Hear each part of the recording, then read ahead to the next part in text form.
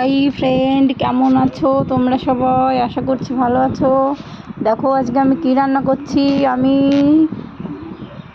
মায়া মাছ রান্না করছি। এটাকে আমরা মায়া মাছ বলি। তোমরা কি বলো তো কমেন্টসে আমাকে একটু জানাবে। হ্যাঁ, তো রান্নাটা কেমন হচ্ছে ওটাই বলো।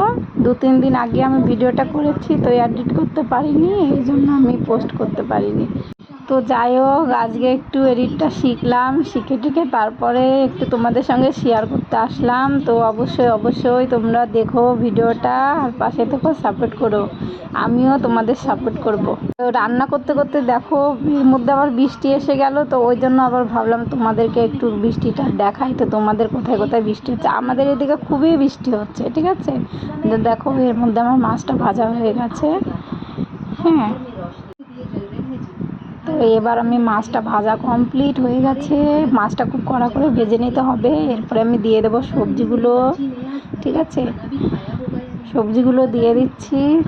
তারপরে সবজিগুলো দিয়ে নাড়াচাড়া করে এতে হলুদ আর লবণ আগে দেবো না, আগে ভেজে নেব তারপরে দেবো। তো যাই হোক, আমি কোনো দিনও এরকমভাবে ভিডিও বানাইনি, ঠিক আছে। এজন্য যাই হোক ভুল ত্রুটি হতে পারে, তোমরা একটু সাপোর্ট করো আর পাশে থেকো, সাপোর্ট করো।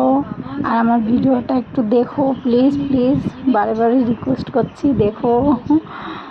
আর আমাকে বলো রান্নাটা কেমন হয়েছে। তোমরা বাড়িতে একবার ট্রাই করো, রান্না করে খেও। আমি জানিও না কীভাবে মানে ভয়েসটা দেব, কিন্তু দিচ্ছি। যাই হোক, তোমরা একটু দেখো, যদি তোমাদের ভালো লাগে তাহলে লাইক কমেন্ট করো।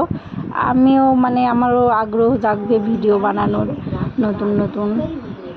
তোমরা যদি লাইক কমেন্ট করো, পাশে থাকো, আমিও তাহলে ভিডিওটা দিতে আগ্রহী হব, ঠিক আছে।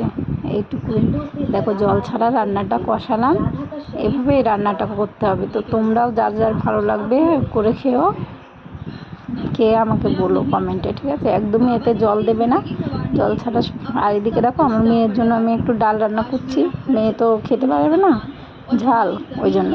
তো মাছটাও কমপ্লিট হয়ে গেছে ভাজা, এর মধ্যে দিয়ে নাড়াচাড়া করতে হবে। নাড়াচাড়া করে এটাকে একটু বেশি বেশি করে ভাজতে হবে, ঠিক আছে। আর কিছু না, বেশি করে ভেজে তারপরে এর মধ্যে হালকা তোমার জিরের গুঁড়োটা দেবো ভাজা, দিয়ে নামিয়ে নেব।